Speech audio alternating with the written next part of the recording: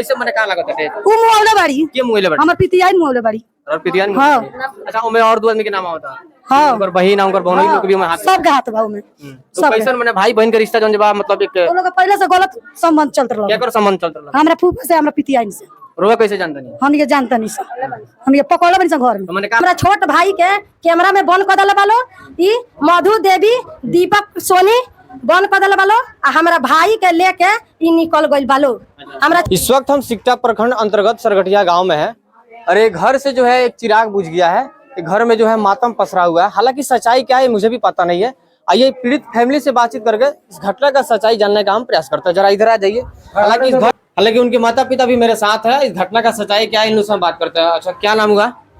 हमारा नाम जोसा है। जब से आइल बाड़ी जी आइल बा मन हमार पोतो मधु। अच्छा अच्छा तो उनका के हम कितना बार समझौनी कई बार बोलौली अपना घर में हम ना हमके दुनू पकड़ के ना रहते हुए न जाई संबंध करो केकरा के बोलौली? दीपक के हमार दामाद हम। अच्छा राउर दामाद हां तो दामाद के बने राउर पोतो बुलावत रहली काहे खतरा न जाई संबंध बार करावे खातिर ई रोवा कैसे जानता नहीं? हम जानता नहीं हम आंख से देखले बानी। रोवा आंख से देखले बानी सही बात हो हां रोवा जानता नहीं?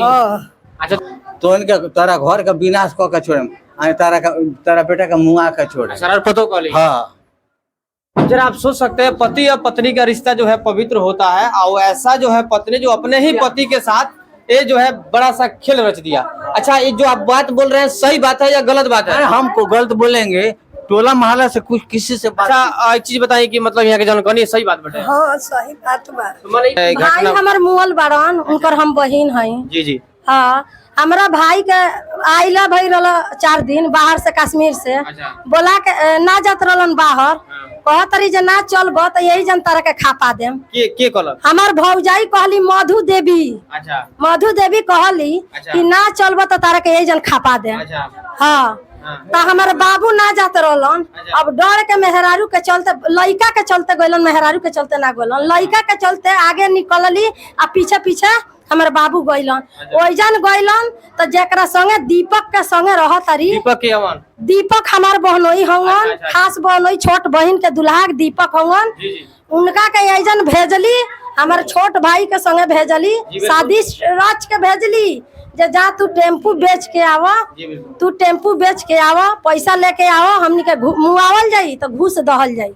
तो वो अइलन यहाँ हमरा छोट भाई के लेके टेम्पू बेच के पैसा लेके गइल बाड़न आ यहाँ जाने नइखन देले हमरा बाप माई के जाने नइखन देले जे हमार छोट सार हमरा साथे आइल बाड़न लेके गइल बाड़न। ओकरा रात में ई हमरा छोट भाई के कैमरा में बंद कर देले बालो ई मधु देवी दीपक सोनी बंद कर देले बालो आ हमरा भाई के लेके ई निकल गइल बालो। हमरा छोट भाई के कमरा में बंद कर देले बालो दूगो लइका तू देख आ हमनी के आवत तनीसन काम पर से जब वो काम पर से लेके चल गइल बालो भाई के आ कहत रही हमनी के 1 घंटा के बाद आवत तनीसन तो कहली जे 1 घंटा के बाद आवत तनीसन तो हमार भाई पेड़ा जोहत 1 बजे रात के फोन कइले बाड़न कहत रहन जे भाभी तू कहाँ बाड़ू जे नइखू आवत आ त तारा भाई के तबियत ईटा गिर गइल बा मर गइल बा हॉस्पिटल में बानी सन। अच्छा हां तब ओकरा बाद हमार भाई चकमका गइलन जे एक बागी निमने खा पी के गइल लोग की केंग ई हो गए 9 बजे रात के भला देवाल जोड़ाता बाहर में 9 बजे रात के जोड़ाई ना होला 9 बजे रात की जोड़ाई ना 5 लास्ट होई तो 5 बजे तले छुट्टी जी जी बिल्कुल बिल्कुल हैं कंपनी में रात हो जोड़ाई तो ना होला स्वादिष्ट इहे रचली जे हे। अच्छा एगो चीज बताई तो एमे तो साजिश रुआ बहन के भी हो सकता।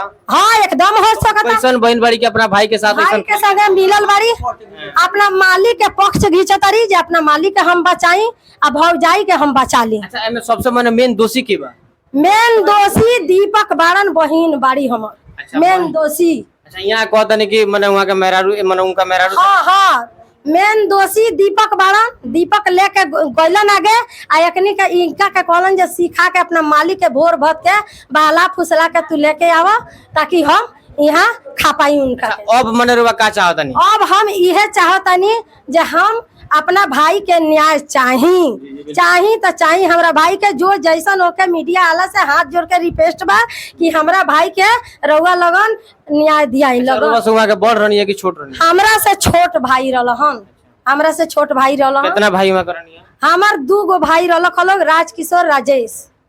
अब जरा देख सकते हैं बहुत सारे तमाम लोग यहाँ पे आए हैं। अब हम कुछ लोग से भी हम इस घटना का जानकारी हम लेने का प्रयास करते हैं। थोड़ा साइड हो जाइए। अरुआ के बनी हम भतीजी बनी। अच्छा मने जहाँ के मने घटना भेल बा वहाँ के भतीजी बनी। हाँ कैसे मने का लागत है? उ मुआवले बाड़ी के मुएले बड़ी? हमर पितियाइन मुआवले बाड़ी।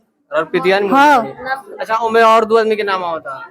हाँ उनकर बहिन उनकर बहनोई लोग के भी उनमें हाथ? सब के हाथ बा में। तो कैसन मने भाई बहन के रिश्ता जौन जबा मतलब एक वो लोग पहले से गलत संबंध चलत रहल। केकर संबंध चलत रहल? हमरा फूफा से, हमरा पितियाइन से। रोवा कैसे जानता नहीं? हमनी के जानता नहीं सा, हमनी के पकड़ले बनी सा घर में। तो मने का लगा तो वो लोग मुआ देला? हाँ उहे मुआवले बाड़ा लो बुरबकार लोग। अच्छा कुछ लोग के कहना बा कि दवाल गिर गइल बा सीना पर ओकर बाद एक चोट लागल बा गोड़ में, चोट लागल बा एक गोड़ में, ओका फायदा उठावले बाड़ा लो। हाँ कि बुरबकार ओकरा मुंह आधा बिक द। हाँ ओका फायदा उठावले बाड़ा। अच्छा कुछ जानता नहीं रुआ?